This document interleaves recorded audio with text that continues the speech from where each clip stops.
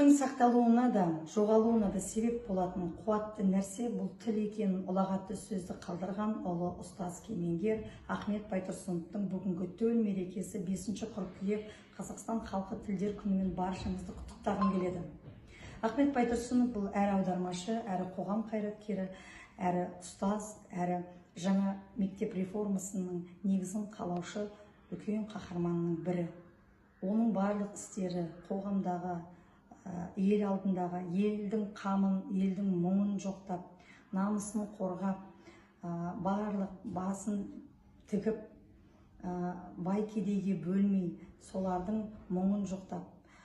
солардың жағдайын жасаған, оқу білімге ағартушылық жолда көп ізденген, қаншама озбыр патша үкіметінің саясатының кезінде де күрескен, надандықпен де күресе отырып,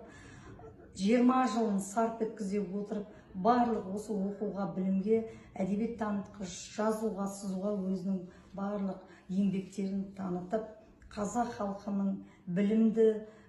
еңбекқор, өнерлі болуына өз үлесін қосқан. Сонымен бірге қазақ газетінің жарыққа шығып, баспасөз редактор саласында көп еңбек ете отырып, Әлихан Бөкейханов ірі тұлғалармен, Міржақып Дулатовпен бірге кеңесе отырып, үлкен-үлкен мақалалар қазақ қоғамының жаһандануына, нығаюына, дамуына өз үлесін қоса отырып, қазақ халқының тілінің шұбарламауына, барлық терминдерді, барлық қазақ тіліндегі ұйқас бунақ ұйқастардың барлығында осы өзінің әдебиет танышқа тіл әліпби кітабында жарыққа шығарған болатын. Сондықтан да жастарға айтатыным, осы оқулықтардың Ахмет Байтұрсыновтың өмірі мен шығармашылығын таныса отырып, сіңіріп, бойларына дарыта, дамыта отырып, соны саналарына сіңірсе екен деп тілеймін.